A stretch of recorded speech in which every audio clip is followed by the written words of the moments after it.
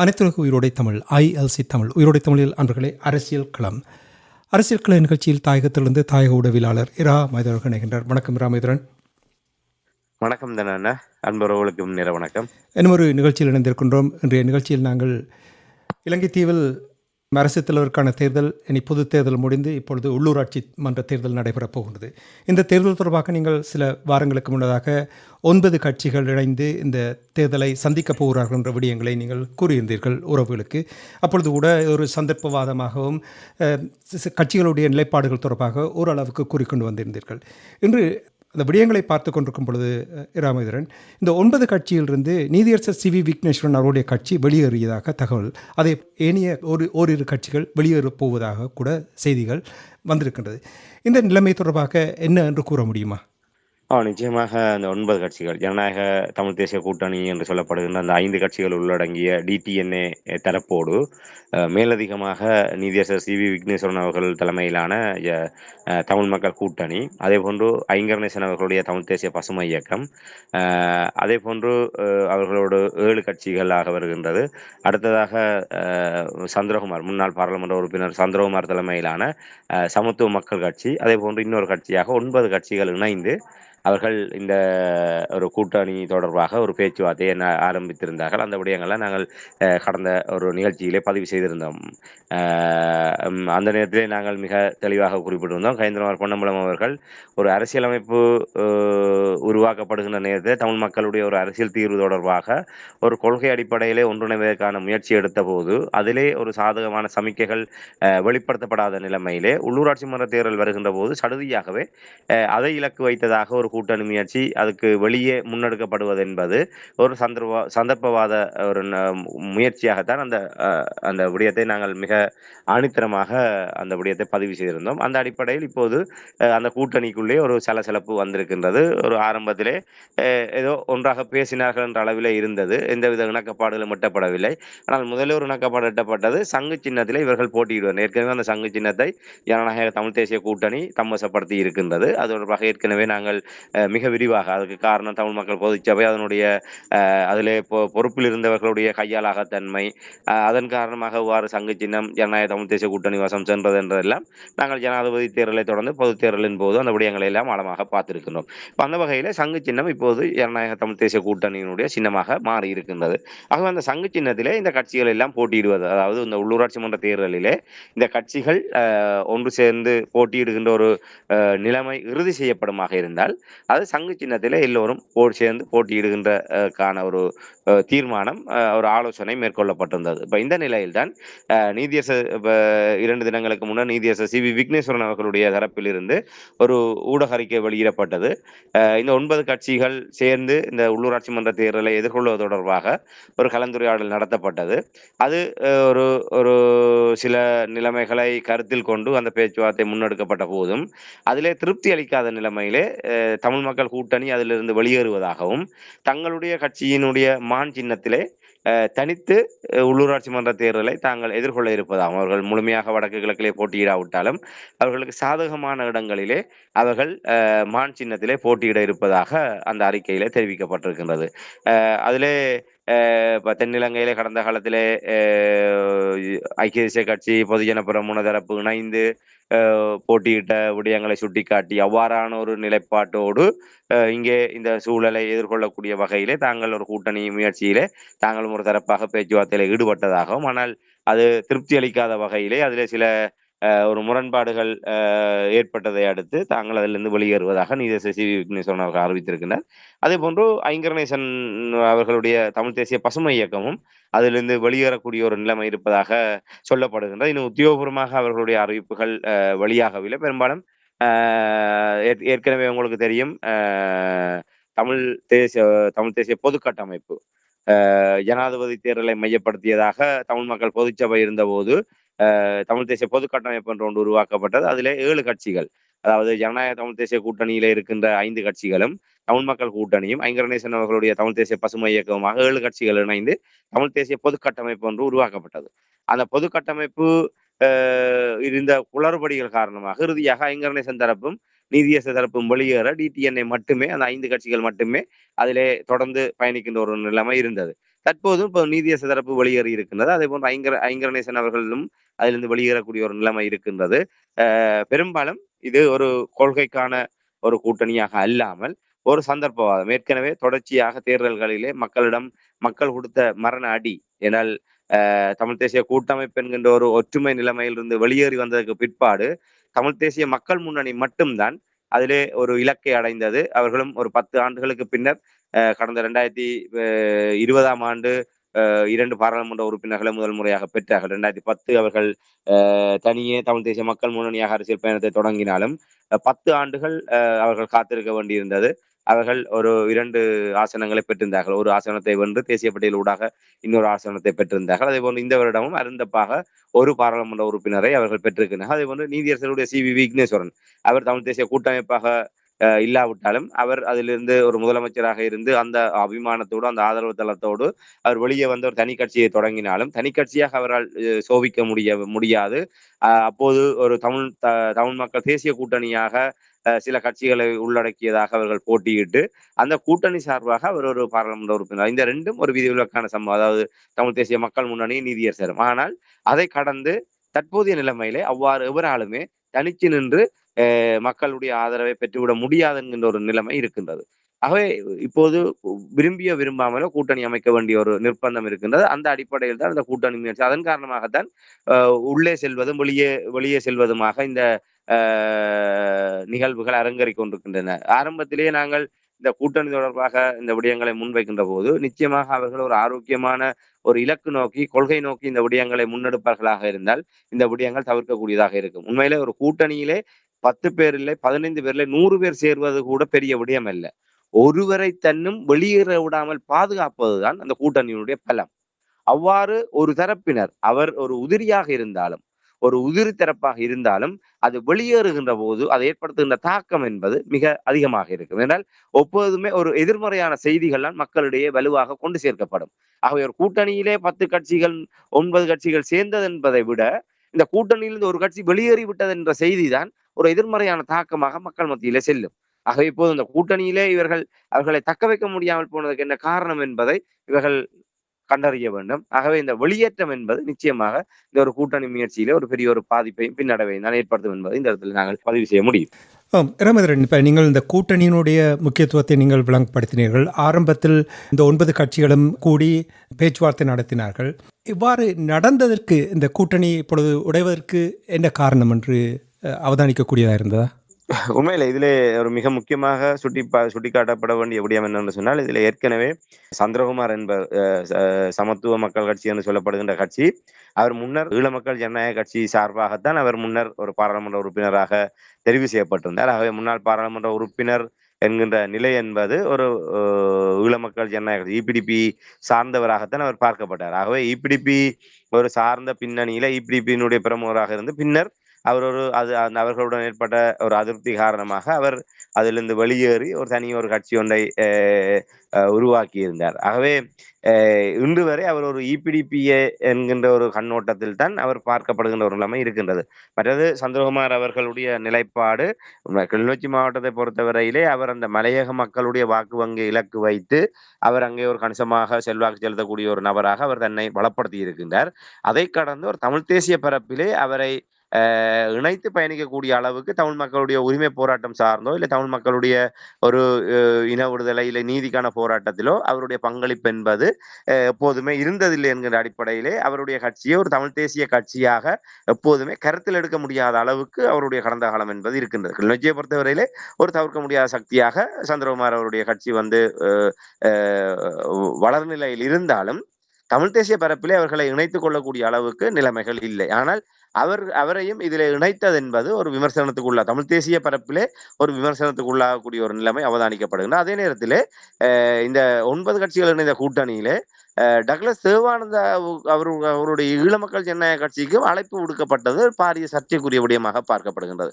அதாவது உங்களுக்கு தெரியும், தமிழ் தேசியம் என்பதே என்ன வரையறையோடு செயல்படுகின்றது என்பது எல்லோருக்குமே தெரியும்.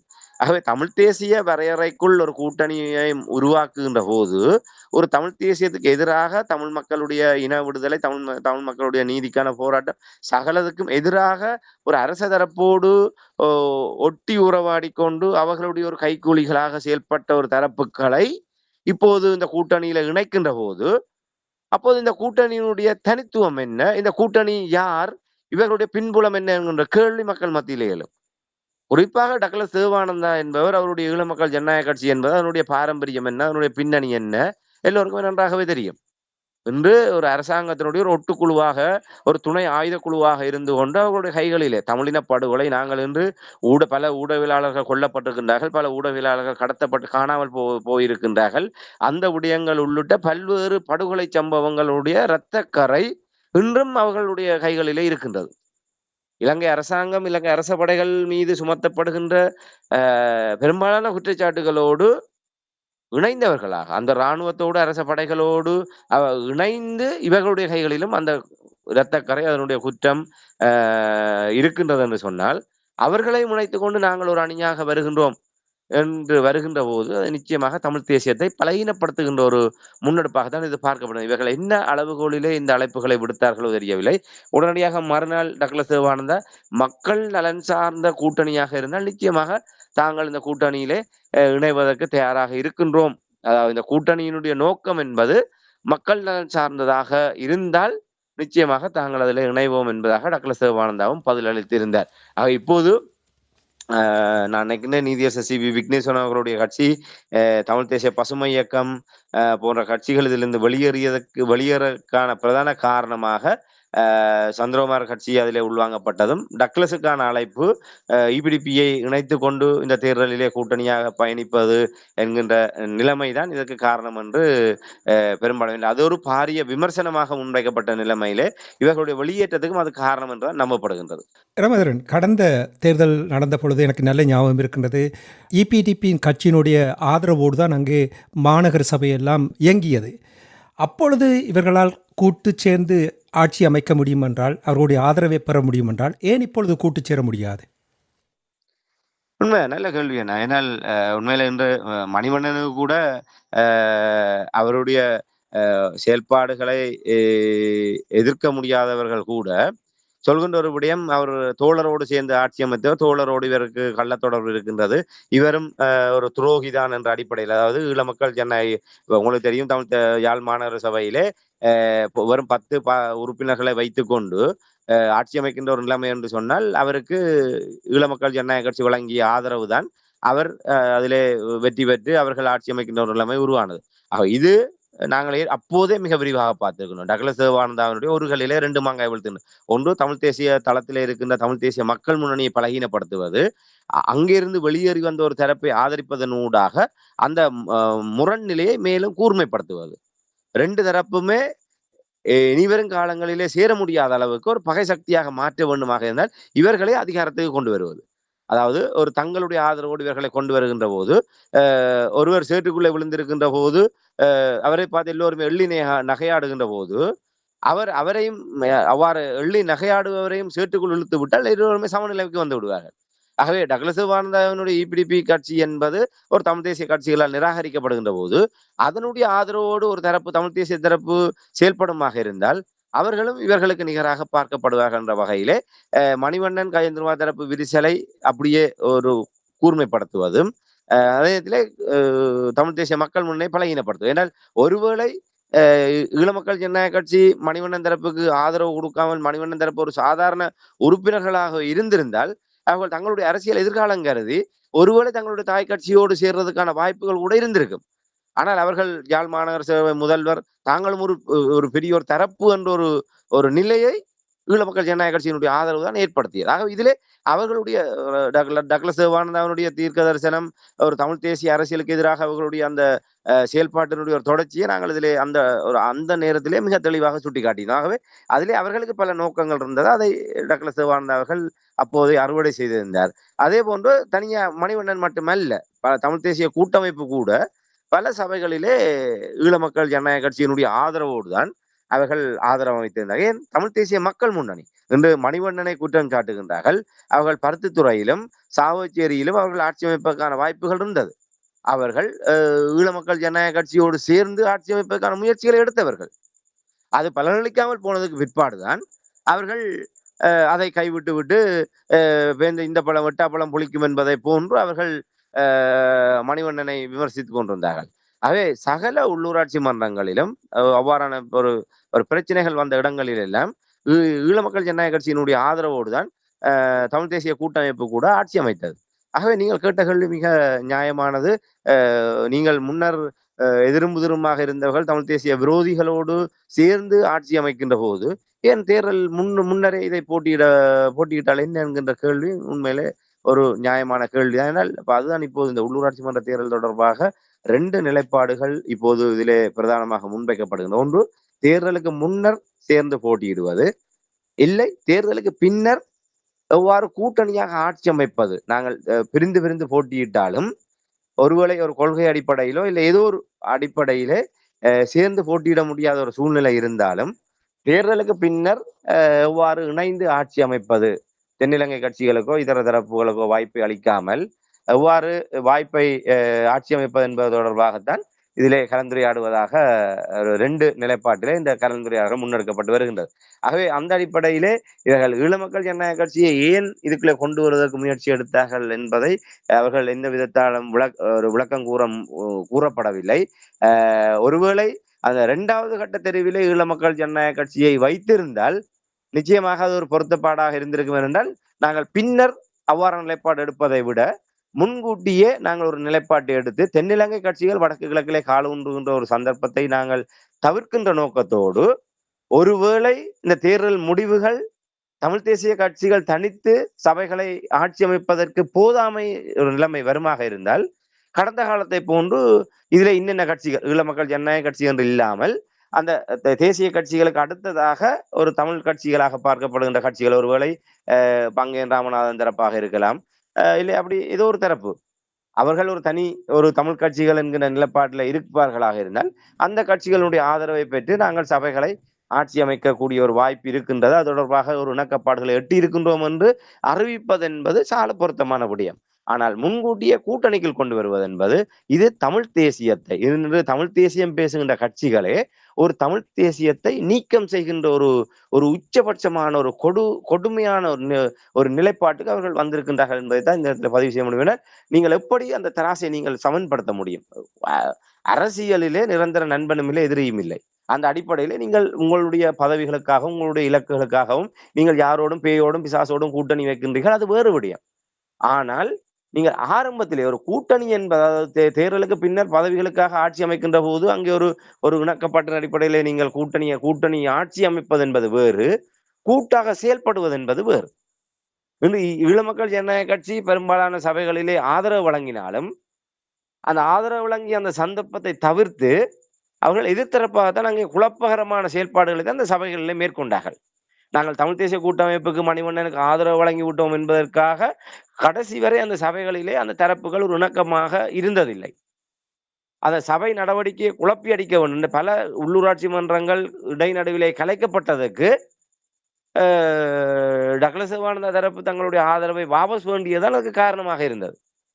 ஆகவே அவர்களுடைய நோக்கம் இதே ஒரு நிலையற்ற தன்மையை உருவாக்கி இதை இல்லாமல் செய்து குழப்பத்தை ஏற்படுத்துவது, ஒரு சீரான முறையிலே மக்களுடைய நிர்வாகத்தை கொண்டு செல்ல விடாமல் தடுப்பது, ஆதரவு வழங்குவதை போன்று ஆதரவு வழங்கிவிட்டு இப்படி செய்வதுதான் அவர்களுடைய நோக்கமாக இருந்தது. ஆகவே அப்படிப்பட்ட ஒரு தரப்பை எவ்வாறு நாங்கள் ஒரு சமதரப்பாக ஏற்றுக்கொள்வோம்? ஒரு தமிழ் தேசிய பரப்பிலே ஒரு இன விடுதலைக்காக எங்களுடைய தமிழ் மக்களுடைய ஒரு அரசியல் விடுதலைக்காக போராடுகின்றோம் என்று கூறுபவர்களும் அதற்கு எதிராக இருக்கின்ற ஒரு தரப்பையும் சம அளவிலே வைத்துக் கொண்டு நாங்கள் எல்லோரும் ஒரே கூட்டணி என்று இவர்கள் மக்கள் மத்தியில் வரப்போகின்றார்கள்.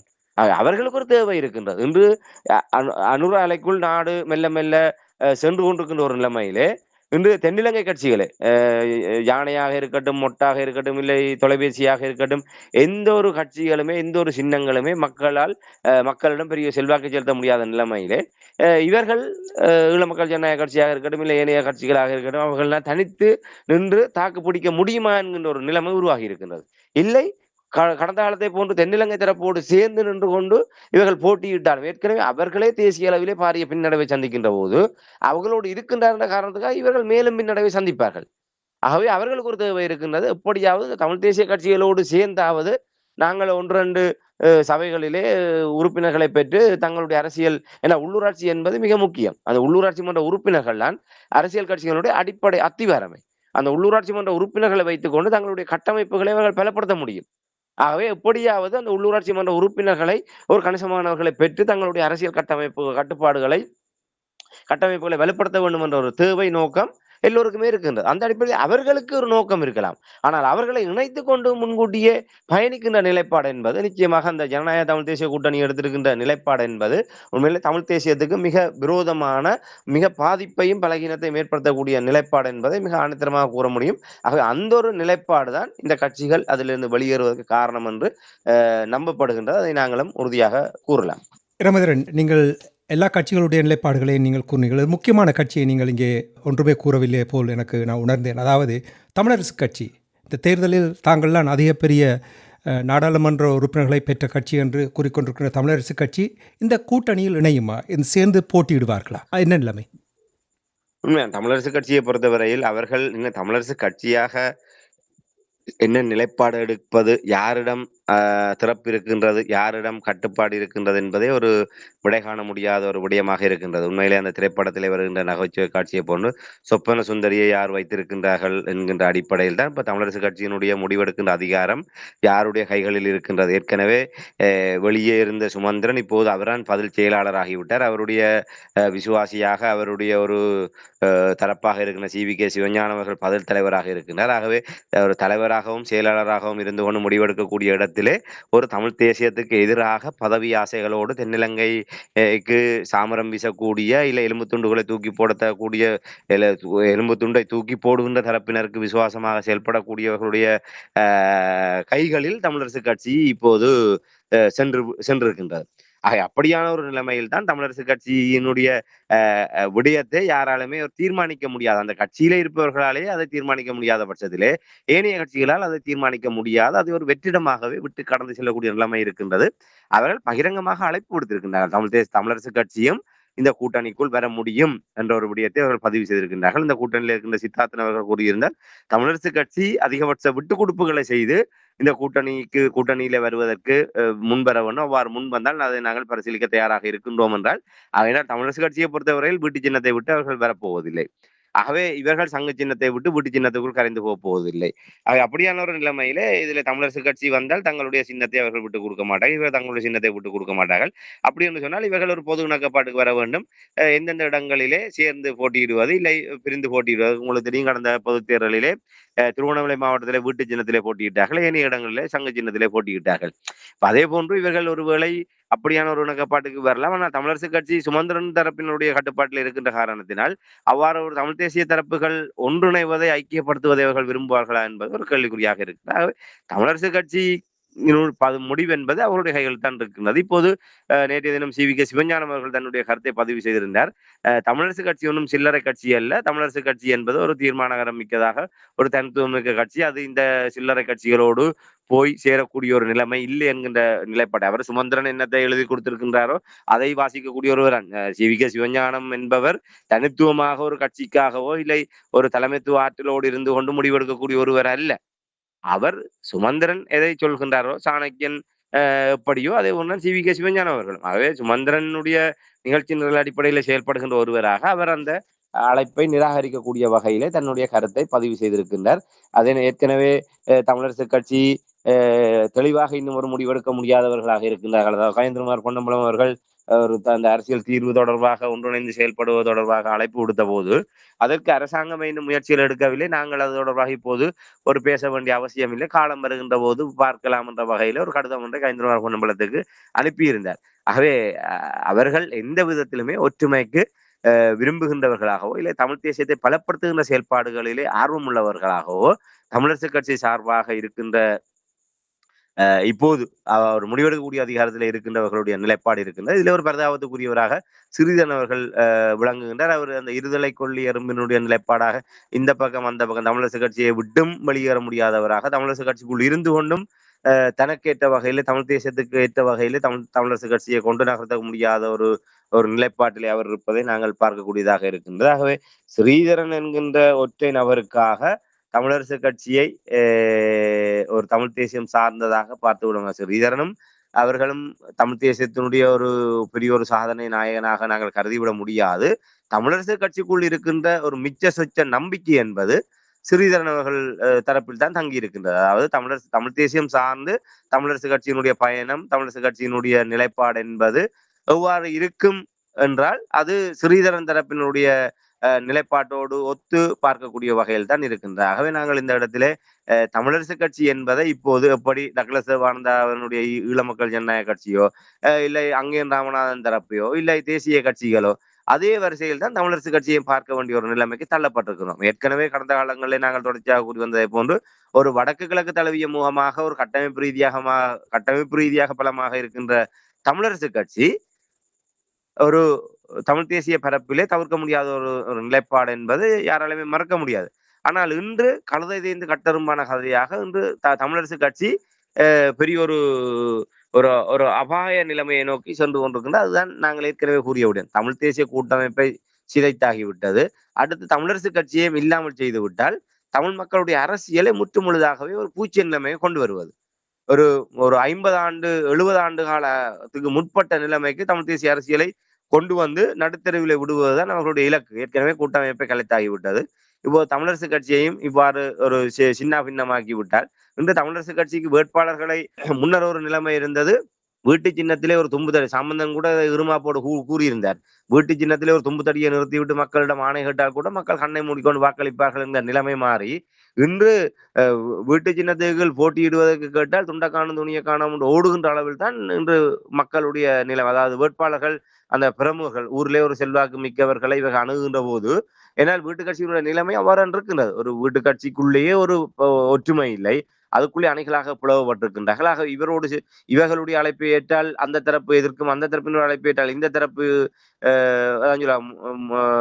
அப்படியான ஒரு நிலைப்பாடு காரணமாக மக்களுடைய ஒரு அதிருப்தி இருக்கின்றது. ஆகவே இந்த முறை தமிழரசு கட்சி ஒரு பாரிய ஒரு செல்வாக்கை இந்த உள்ளூராட்சி மன்ற தேர்தலிலே செலுத்துமா என்றால் அது மிகப்பெரிய ஒரு கேள்விக்குறி. அப்படி இருக்கின்ற போது தமிழரசு கட்சியையும் ஒரு தமிழ் தேசிய பரப்பிலிருந்து ஒரு அந்நியப்பட்ட ஒரு தரப்பாகத்தான் நாங்கள் பார்க்க முடியும். ஆனால் இந்த தரப்புகள் தமிழரசு கட்சியையும் ஸ்ரீதரன், அங்கே அதே போன்று ஸ்ரீநேசன், அரியநேந்திரன் உள்ளிட்ட கிழக்கு மாகாணத்தில் இருப்பவர்களும் ஒரு தமிழ் தேசியம் சார்ந்த ஒரு வலுவாக பயணிக்கக்கூடிய ஒரு தரப்பாக பார்க்கப்படுகிறது. ஆகவே அவர்களுடைய கண்ணோட்டத்திலே அவர்களும் தமிழரசு கட்சிக்கு தொடர்ச்சியாக தங்களுடைய அழைப்புகளை விடுத்துக் கொண்டிருக்கின்றார்கள். இன்னும் அது கதவுகளை சாத்தவில்லை. ஆனால் தமிழரசு கட்சி சார்பாக அதற்கான கதவுகள் இருக்க சாத்தப்பட்டிருப்பது என்பதை தான் இந்த இடத்துல நாங்கள் பதிவு செய்ய முடியும். இதே நேரத்தில் உங்களுக்கு தெரியும், தமிழ் தேசிய மக்கள் முன்னணி கடந்த தேர்தலினூடாக நிறைய விடயங்களை அவர்கள் கற்றுக்கொண்டார்கள். மக்களோடு சேர்ந்து செயல்பட வேண்டும் என்று இப்பொழுது அவர்கள் மிகவும் ஒரு துடிப்போடு செயல்படுவதை அவதானிக்கக்கூடிய இருக்கின்றது. அவர்களுடைய நிலைப்பாடு எவ்வாறு இருக்கிறது? உண்மைதான். இந்த தமிழ் தேசிய மக்கள் முன்னணி அவர்களுடைய கடந்த கால நிலைப்பாடுகளிலிருந்து முற்றிலுமே ஒரு மாறுபட்ட நிலைப்பாட்டிலே ஒரு ஒரு ஆக்கபூர்வமான ஒரு இலக்கு நோக்கி ஒரு தமிழ் தேசிய அரசியலை கொண்டு செல்லக்கூடிய வகையிலே அவர்களுடைய முயற்சிகள் இருப்பதை நாங்கள் மறப்பதற்கில்லை. பல நிகழ்ச்சிகளிலே நாங்கள் அதை வெளிப்படையாகவே வரவேற்றிருக்கின்றோம். அந்த வகையில் தான் இந்த அரசியலமைப்பு விடயம் தொடர்பாக தமிழ் மக்களுக்கான அரசியல் தீர்வு தொடர்பாக பாராளுமன்றத்திலே கூட்டாக இணைந்து செயல்படுவது தொடர்பாக அவர்கள் ஒரு முயற்சி எடுத்திருந்தார்கள். அந்த முயற்சி தமிழரசு கட்சியினுடைய ஒரு ஒத்துழையாமை காரணமாக அது ஒரு பாரிய பின்னடைவை சந்தித்திருக்கின்றது. இப்ப இவ்வாறான நிலைமையிலே தமிழ் தேசிய மக்கள் முன்னணியும் கடந்த காலத்தில் இவ்வாறான முயற்சிகளின் போது அவர்களுக்கு அழைப்பு விடுத்தால் அவர்கள் அதை பரிசீலிப்பதில்லை. இப்போது கூட இவர்கள் இந்த தரப்பில் தமிழரசுக் கட்சிக்கு தங்களுடைய அழைப்பை விடுத்திருந்தாலும், தமிழ் தேசிய மக்கள் முன்னணிக்கு இவர்கள் அழைப்பை விட்டார்களா என்பதை உறுதிப்படுத்த முடியவில்லை. ஆனால் தமிழ் தேசிய மக்கள் முன்னணி சார்பாக ஹைதராபாத் பொன்னம்பலம் அவர்கள் கூறியிருக்கின்றார், இது கொள்கையற்றவர்களுடைய கூட்டணி. கொள்கையற்றவர்களோடு நாங்கள் ஒருபோதுமே இணைந்து பயணிக்கப் போவதில்லை. தங்களுக்கு எந்த அழைப்பும் வரவில்லை. அழைப்பு வந்தால் கூட இவர்களோடு நாங்கள் சேர்ந்து பயணிக்கப் போவதில்லை என்ற ஒரு விடயத்தை அவர் அங்கே பதிவு செய்திருக்கின்றார். ஆகவே தமிழ் தேசிய மக்கள் முன்னணியும் இந்த ஒரு முயற்சிக்குள்ளே வருமா என்பதை நாங்கள் ஆணித்தரமாக எதிர்பார்க்க முடியாது. அதே நேரத்திலே தமிழ் தேசிய மக்கள் முன்னணி கஜேந்திரகுமார் பொன்னம்பலம் அவர்கள் முன்னெடுத்த அந்த அரசியலமைப்பு மையப்படுத்திய அந்த ஒரு கூட்டணி ஒருவேளை சாத்தியப்பட்டிருந்தால் அதை அடியொற்றியதாக இந்த உள்ளூராட்சி மன்ற தேர்தலிலே ஒரு ஒரு பலமான ஒரு நிலையை உருவாக்கி இருக்கலாம் என்கின்ற ஒரு எதிர்பார்ப்பு இருக்கின்றது. ஆனால் அவர்கள் அந்த கூட்டணியை உருவாக்குகின்ற போது அவர்கள் அவ்வாறான எதிர்பார்ப்பு இல்லை. அதாவது இது வெறுமனே ஒரு அரசியலமைப்பு விவகாரம் சார்ந்துதான் இந்த கூட்டணி முயற்சியை தவிர தேர்தல் அரசியலுக்காக இல்லை தேர்தல் லாப நோக்கில் இந்த கூட்டணி முயற்சி இல்லை என்பதை அவர்கள் ஆணித்தரமாக தெரிவித்திருந்தார்கள். ஆனால் டெலோ தரப்பு அவ்வாறான பேச்சுவார்த்தைகள் இடம்பெற்ற போது உள்ளூராட்சி மன்ற தேர்தல் ஏன்னா டெலோ எல்லோருக்குமே மிகப்பெரிய ஒரு மரணாடி அவர்கள் எதிர்பார்க்கவில்லை மக்கள் இப்படியான ஒரு மாற்றத்தை தங்களுக்கு தருவார்கள் என்று.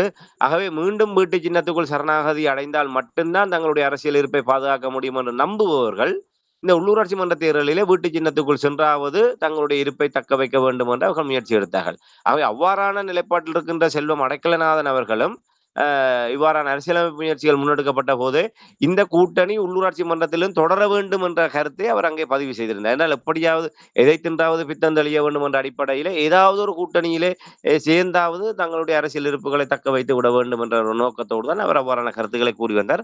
ஆனால் கஜேந்திரகுமார் தரப்பு அதை ஆணித்தரமாக மறுத்து வந்தது.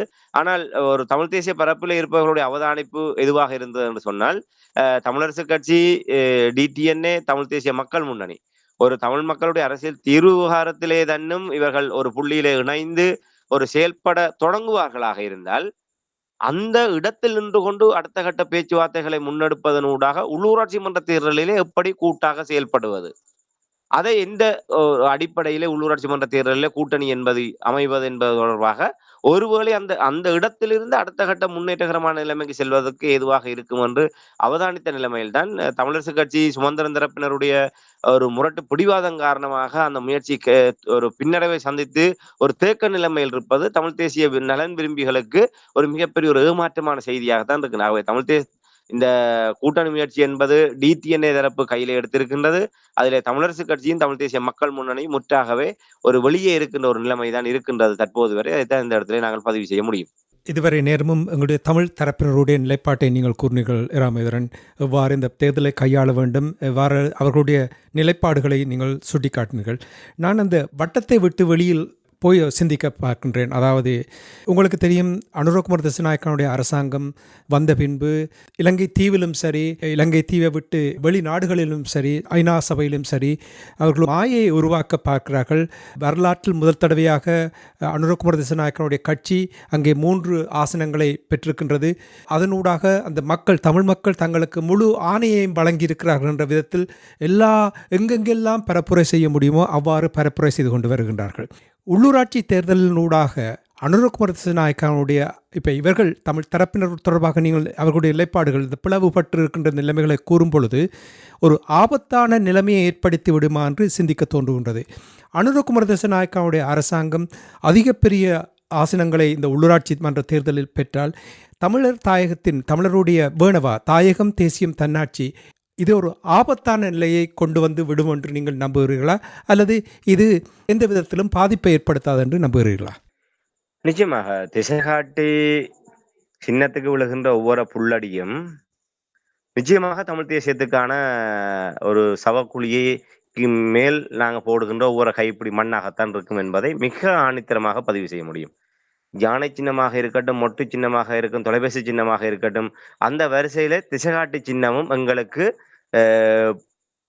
ஒரு தமிழ் தேசியத்துக்கு, தமிழ் மக்களுக்கு விரோதமான எதிரான ஒரு சின்னம் என்பதை அனுரகுமார் திசாநாயக்கா ஒரு மாற்றத்தினுடைய நாயகன், அவர்கள் தென்னிலங்கையிலே ஒரு அடிப்படை மாற்றத்தை கொண்டு வருவார்கள் என்று ஆணித்தரமாக நம்புகின்ற ஒரு நபராக நான் இருக்கின்ற நிலையில் கூட ஒரு தமிழ் தேசிய கண்ணோட்டத்தோடு அந்த சின்னம் வடக்கு கிழக்கிலே அந்த சின்னத்துக்கு செலுத்தப்படுகின்ற ஒவ்வொரு வாக்கும் தமிழ் தேசியத்தை சவப்பெட்டிக்குள் வைத்து அதற்கு மேல் போடுகின்ற ஒவ்வொரு கைப்பிடி மண்ணாகத்தான் இருக்கும் என்பதை அனுத்தரமாக இங்கே பதிவு செய்ய முடியும் என்றால், எங்களுடைய மண்ணிலே ஒரு சிங்கள கட்சி, அது எந்த கட்சியாக இருந்தாலும், நாளை நிலைமைகள் மாறுகின்ற போது அதுவே தமிழ் மக்களை ஒரு வேட்டையாடுகின்ற என்றால் அரச இயந்திரம் என்பது அவ்வாறான ஒரு பின்னணி கொண்டதாகத்தான் இருக்கின்றது. நாங்கள் பொறுத்துதான் பார்க்க வேண்டும் அதனுடைய பயணம், அதனுடைய திசை என்பது அவ்வாறு இருக்கும் என்று. ஆனால் அந்த வரிசையில் திசைகாட்டி மீதான மோகம் என்பது தமிழ் தேசியத்தினுடைய ஒரு வீழ்ச்சிக்கான ஒரு இதென்பதை அனுத்தரமாக கூற முடியும். அந்த இடத்திலே நீங்கள் கூறியதை போன்று இன்று இந்த அன்றோமர் திசநாயக்க அரசாங்கம் அவர்களை விரும்புகின்ற சர்வதேச புறசக்திகள் அவர்கள் இந்த விடயங்களை உண்மையிலே நாங்கள் ஏற்கனவே இந்த தேர்தல் முடிந்த கையோடு ஒரு எண்கணித அடிப்படையில் அந்த விடயங்களை பதிவு செய்திருந்தோம். வெறுமனே ஒரு 87,000 வாக்குகளை தான் தேசிய மக்கள் சக்தி யாழ் மாவட்டத்திலே பெற்று 3 ஆசனங்களை பெற்றது. அதற்கு எதிராக 1,60,000 வாக்குகளை பெற்ற தமிழ் தேசிய கட்சிகளும் 3 ஆசனத்தை தான் பெற்றன. துரதிருஷ்டவசமாக அவர்கள் தனித்து நின்ற காரணத்தினால் அவர்களினால் அவ்வாறான ஒரு 3 ஆசனங்களை தான் பெற முடிந்தது. ஒருவேளை இந்த 1,60,000 வாக்குகளை பெற்ற தரப்புகள் கடந்த முறை தமிழ் தேசிய கூட்டமைப்பாக இருந்ததை போன்று ஒரு தரப்பாக இருந்திருந்தால் நிச்சயமாக 4 இல்லாட்டி 5 ஆசனங்களை அவர்கள் யாழ் மாவட்டத்திலே தமிழ் தேசிய கட்சிகள் பெற்று தேசிய மக்கள் சக்தியினுடைய இந்த பொய் பரப்புரைக்கு நாங்கள் ஒரு முடிவு கட்டியதாக இருந்திருக்கும். ஆனால் துரதிருஷ்டவசமாக நாங்கள் ஒரு பிளவு நிலையில் நின்ற காரணத்தினால், உங்களுக்கு தெரியும், ஜனநாயக தமிழ் தேசிய கூட்டணிக்கு யாழ் மாவட்டத்தில் வெறும் 17 வாக்குகளினால் ஒரு ஆசனம் முழக்குகின்ற நிலைமை வந்தது. அதன் காரணமாக தான் தேசிய மக்கள் சக்திக்கு 3வது ஆசனம் கிடைத்தது. ஆக இவ்வாறான ஒரு நிலைமை எல்லாம் எதனால் ஏற்பட்டது? எங்களுடைய பிளவு நிலை காரணமாக. ஆகவே 1,60,000 வாக்குகளை பெற்ற தமிழ் தேசிய கட்சிகளும் 87,000 வாக்குகளை பெற்ற தேசிய மக்கள் சக்தியும் ஒன்றாகிவிட முடியுமா?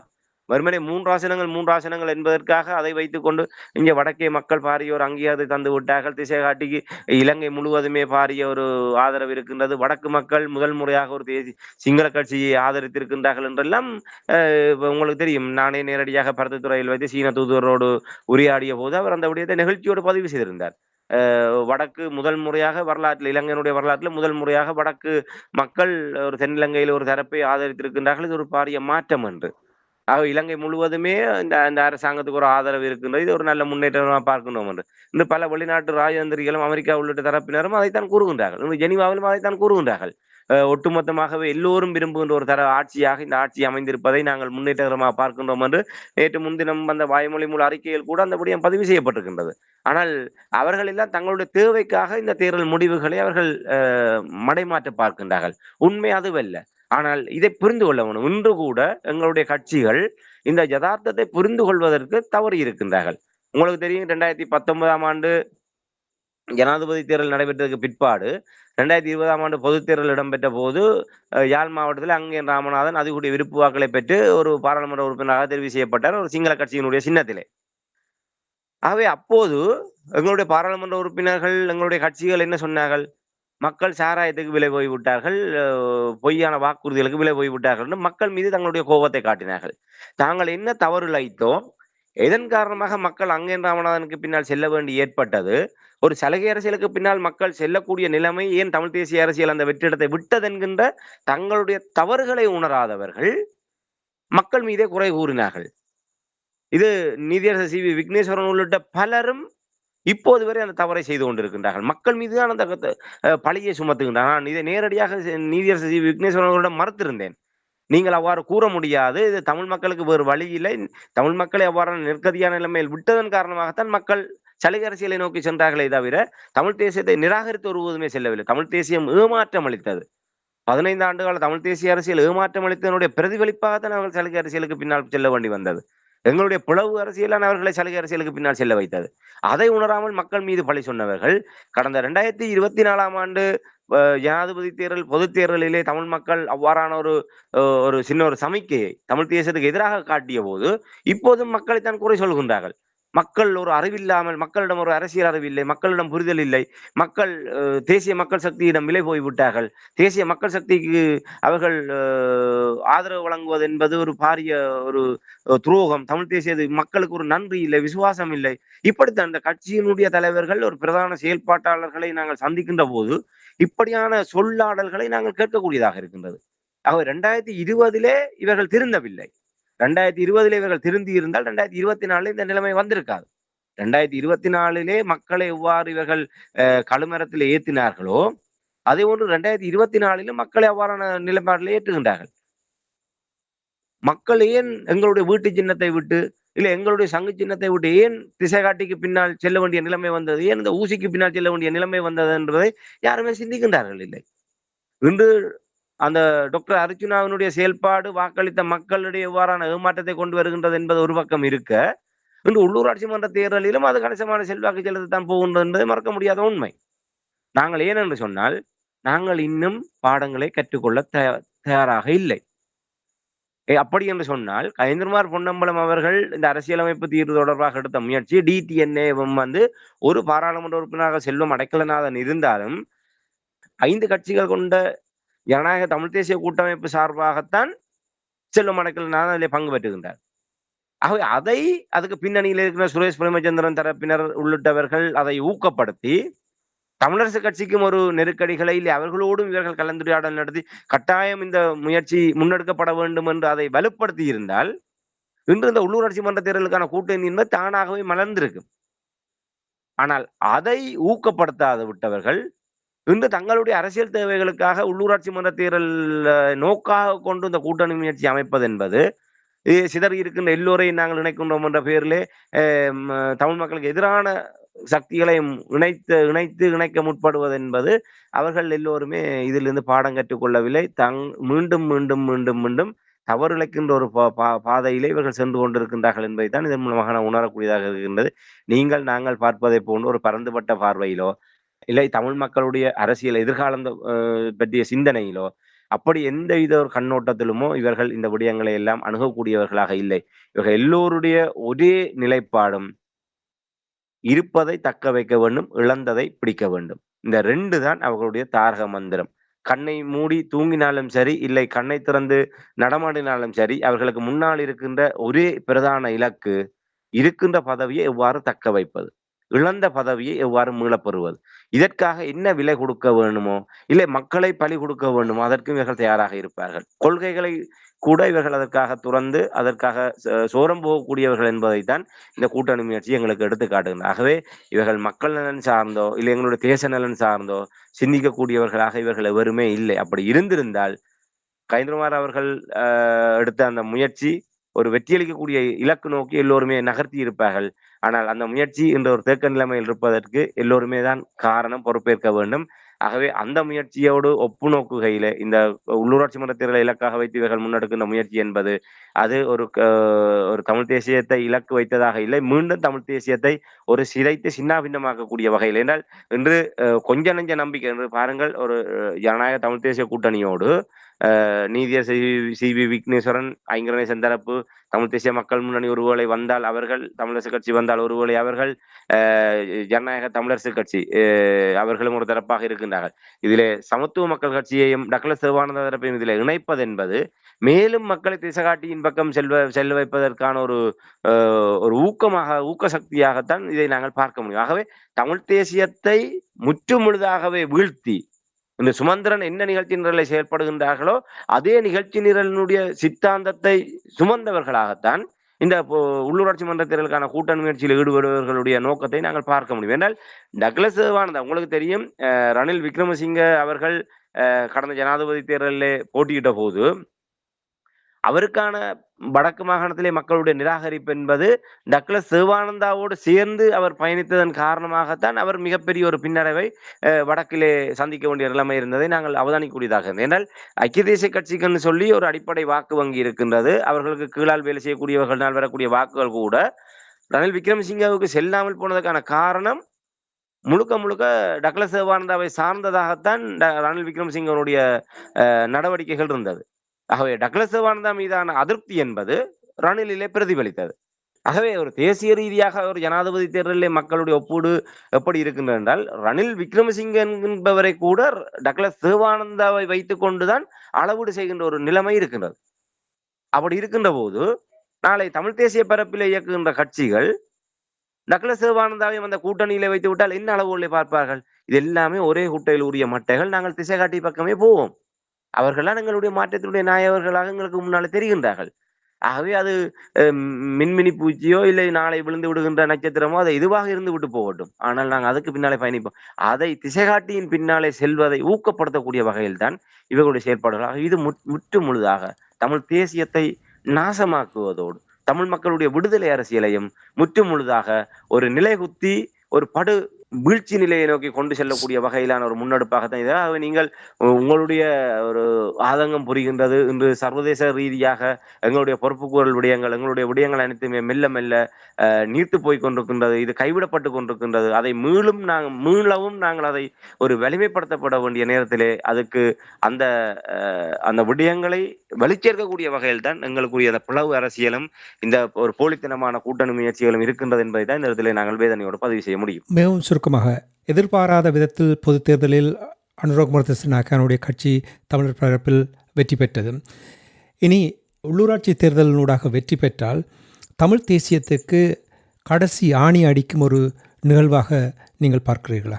நிச்சயமா, அதிலே மாற்றுக்கிறதுக்கு இடமில்லை. நிச்சயமாக இது தமிழ் தேசியத்தின் மீதான ஒரு கடைசி அந்த சவப்பட்டு மீது அடிக்கின்ற அந்த கடைசி ஆணியை போன்று இது ஒரு கடைசி ஆணியாக இருக்கும் என்பதை நாங்கள் ஆணித்தரமாக கூற முடியும். என்னென்றால் இதை நாங்கள் விட்டுவிட்டால் அரசியல் என்பது முற்றுமுழுதாக எங்களுடைய கைகளில் இருந்து நழுவி போகின்ற ஒரு நிலைமை உருவாகும். என்றால் நாங்கள் கூறியதை போன்று இதுதான் அந்த குட்டி தேர்தல் என்று சொல்லப்படுகின்ற உள்ளூராட்சி மன்ற தேர்தல் என்பது அடிப்படை கட்டமைப்பு. மக்களோடு கிராம மட்டத்திலே உறவாடுகின்ற, மக்களை ஆளுமை செலுத்துகின்ற, மக்கள் மீது அதிகாரம் செலுத்துகின்ற ஒரு கட்டமைப்பு தான் உள்ளூராட்சி. ஒரு வட்டாரத்திலே இப்ப நாங்கள் ஒரு பொது தேர்தல், ஒரு பாராளுமன்ற உறுப்பினர், மாகாண சபை தேர்தல், ஜனாதிபதி தேர்தல் என்று சொன்னால் அது ஒரு கடலிலே நாங்கள் ஒரு மூட்டை உப்பை கொண்டே கலப்பதை போன்றுதான் எங்களுடைய பங்களிப்பு. உள்ளூராட்சி மன்ற தேர்தல் என்பது ஒரு பானைக்குள்ளே ஒரு துளி விஷத்தை விடுவதை போன்று உடனடியாகவே ஒரு மாமன், மச்சான், பெரியப்பன், சித்தப்பன் என்று ஒரு உறவு முறைகளுக்குள்ளாகவே வாக்குகளை பெறக்கூடிய, இல்லை வாக்குகளை பிளவுபடுத்தக்கூடிய ஒரு நிலையில் செல்வாக்கு செலுத்தக்கூடிய ஒரு தேர்தலா உள்ளூராட்சி மன்ற தேர்தல். ஆக அந்த உள்ளூராட்சி மன்ற தேர்தலிலே ஒரு திசைகாட்டி சார்பாக எங்களுடைய வடக்கு கிழக்கிலே உறுப்பினர்கள் தெரிவு செய்யப்படுவார்களாக இருந்தால் அவர்கள் சார்ந்தவர்கள் தான் மாகாண சபை, பாராளுமன்றம், அரசாங்கம் என்ற ஒரு நிலைமை நீடிக்கின்ற பட்சத்திலே அவர்களை சுற்றியதாக எங்களுடைய அரசியல் கட்டமைக்கப்படும், எங்களுடைய வாழ்வியல் கட்டமைக்கப்படும். ஒரு சாதாரணமாக சிந்தித்து பாருங்கள். இன்று திசைகாட்டிக்கான பாராளுமன்ற உறுப்பினர்கள் 3 இருக்கின்றார்கள். அந்த 3 பெரும்பாலும் அவர்கள் ஒரு சாகச அரசியலை முன்னெடுத்து வருகின்றார்கள். இன்னும் ஒரு அடிப்படையிலே அவர்களுக்கு பின்னாலே ஒரு கட்டமைப்பை பலப்படுத்தக்கூடிய வகையிலே இல்லை. ஆனால் இன்று அவர்களுக்கு கீழாக பல நூற்றுக்கணக்கான உள்ளூராட்சி மன்ற உறுப்பினர்களை அவர்கள் பெறுவார்களாக இருந்தால் அந்த அரசியல் எங்களுடைய வீட்டு முற்றம் வரை வரும். ஆகவே திசைகாட்டியினுடைய அந்த ஆதிக்கம் என்பது எங்களுடைய வீட்டு முற்றம் வரை இந்த உள்ளூராட்சி மன்றங்களின் ஊடாக நிலைநிறுத்தப்படுமாக இருந்தால் எங்களுடைய வீட்டு வரவேற்பறையில் தமிழ் தேசியம் என்பது தூக்கி வீசப்பட்டு திசைகாட்டியினுடைய வழியே தேசியம் என்பது எங்களை அழித்த, எங்களுக்கு எதிரான, எங்களுக்கு நீதியை தர மறுக்கின்ற அந்த தேசியம் என்பது எங்களை அறியாமலே எங்களுடைய நடுவீட்டு திண்ணையிலே கொண்டு வந்து நாங்களே ஒரு அலங்கரிக்கின்ற நிலைமைக்கு ஒப்பானதாகத்தான் முடிய போகின்றோம். ஆகவே இந்த ஆபத்துக்களை புரிந்தவர்களாகவும் இன்று தமிழ் தேசிய கட்சிகள், இன்று தமிழ் தேசிய மக்கள் முன்னணி கூட அந்த பொறுப்பு இருக்கின்றது. இன்று அவர்கள் அந்த தீர்வு முயற்சியிலே அவர்களுடைய முயற்சியை நாங்கள் மனதார பாராட்டினாலும் இந்த தேர்தல் முயற்சியிலே அவர்கள் ஒதுங்குவது என்பது இது எங்களுக்கு தேவையற்ற விடயம். அரசியல் தீர்வு விடயத்திலே வந்தால் வாருங்கள், இல்லாட்டி போங்கள். எங்களுக்கு தேர்தல் எக்கெடு கேட்டாலும் பரவாயில்லை, நாங்கள் எங்களால் முடிந்ததை நாங்கள் பார்த்துக் கொள்வோம். அப்படி இருந்து விட முடியாது. இன்று அவர்கள் அந்த தமிழ் தேசியத்துக்காக அர்ப்பணிப்புள்ள தரப்பாக அவர்கள் தங்களை முன்னிலைப்படுத்துகின்ற ஒரு தரப்பாக இருப்பது உண்மையாக இருந்தால் உடனடியாக இந்த தரப்புகளிடம் ஒரு முயற்சிகளை இவர்கள் எடுத்திருக்க வேண்டும். ஒரு தமிழ் தேசியம் சார்ந்து என்ன நிலைப்பாடோடு நாங்கள் பயணிக்க வேண்டும், இந்த தேர்தல் கூட்டணி என்பது எவ்வாறு இருக்க வேண்டும், இல்லை இவர்களாவது அந்த முயற்சி எடுத்திருக்க வேண்டும். இந்த உள்ளூராட்சி மன்ற தேர்தலை நாங்கள் விடுவோமாக இருந்தால், திசைகாட்டியினுடைய அலை வடக்கு கிழக்கிலே வீசுமாக இருந்தால் எதிர்கால அரசியல் என்பது எவ்வாறு இருக்கும், அந்த ஆபத்தை சுட்டிக்காட்டி இந்த நேரத்திலே தமிழ் தேசியம் சார்ந்து நாங்கள் ஒன்றுணையாவிட்டால் தமிழ் மக்களையும் தமிழ் தேசிய அரசியலையும் ஒருபோதுமே நாங்கள் மீட்க முடியாது. ஆகவே ஒரு இறுதி முயற்சியாக நாங்கள் இந்த முயற்சியை முன்னெடுக்க வேண்டும் என்ற ஒரு சிந்தனையிலே அவர்கள் எந்த முயற்சியும் எடுக்கவில்லை. அவர்களை பொறுத்தவரையில் தாங்கள் மட்டும்தான் இப்போது கூட ஒரு சுத்த தங்கம் என்ற நிலைப்பாட்டில் நின்று கொண்டுதான் அவர்கள் எல்லோருமே கொள்கையற்றவர்கள், கொள்கையற்ற கூட்டணி. இப்ப இதே கொள்கையற்ற கூட்டணியோடு தானே அரசியலமைப்புக்காக நீங்கள் அழைப்பு விடுகின்றீர்கள். அப்ப அந்த இடத்திலே உங்களால் சமரசம் செய்ய முடிகின்றது அல்லவா? தமிழ் மக்களுடைய ஒரு அரசியல் தீர்வு விடயம் தொடர்பாக விரும்பாமலோ அவர்களும் பாராளுமன்ற உறுப்பினர்களாக தெரிவு செய்யப்பட்டிருக்கின்றார்கள். குறைந்தபட்சம் அந்த 10 பேராவது நாங்கள் ஒன்றிணைந்து இந்த விடயத்தை முன்னெடுத்தால் தான் சாதிக்க முடியும் என்ற ஒரு நிலைப்பாட்டை நீங்கள் நம்புகின்றீர்களா? அப்படி நம்புகின்ற நீங்கள் ஏன் இந்த தரப்புகளை வடக்கு கிழக்கிலே செல்வாக்கு மிக்கதாக கருதப்படுகின்ற இந்த தரப்புகளை முனைத்துக் கொண்டு நாங்கள் இந்த உள்ளூராட்சி மன்ற தேர்தலிலே ஒரு கூட்டணி அமைக்க வேண்டும், இதன் மூலம் தான் இந்த திசைகாட்டி மீதான ஒரு மோகத்திலிருந்து மக்களை நாங்கள் விலக்க முடியும், இல்லை தடுக்க முடியும், அந்த திசைகாட்டியினுடைய ஆதிக்கத்தை நாங்கள் தடுத்து நிறுத்த முடியும் என்று ஏன் சிந்திக்க முடியவில்லை? ஏனென்றால் அங்கே தங்களுடைய கட்சி சார்ந்த ஒரு நலன் மேலோங்கி நிற்கின்றது.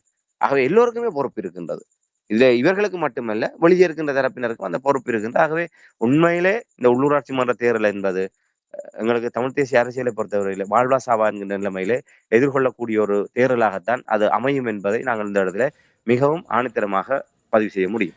ஆணித்தனமாக பொறுப்போடு எங்களுடைய உறவுகளுக்கு இன்று நீங்கள் இந்த உள்ளூராட்சி தேர்தல் அதனுடைய முக்கியத்துவத்தை எவ்வாறு நாங்கள் தொடர்ந்து எங்களுடைய வேணுவாவை தக்க வைக்க வேண்டுமாக இருந்தால் செயல்பட வேண்டும் என்ற விடயங்களை உயிரோடை தமிழ் உறவுகளோடு பாய்ந்து கொண்டமைக்காக இராமேந்திரன் உறவுகள் சார்பாக உங்களுக்கு நன்றியை கூறிக்கொண்டு மீண்டும் இன்னொரு நிகழ்ச்சியில் இணைந்திருப்போம். அதுவரைக்கும் நன்றி, வணக்கம். நிச்சயமான நன்றி, வணக்கம்.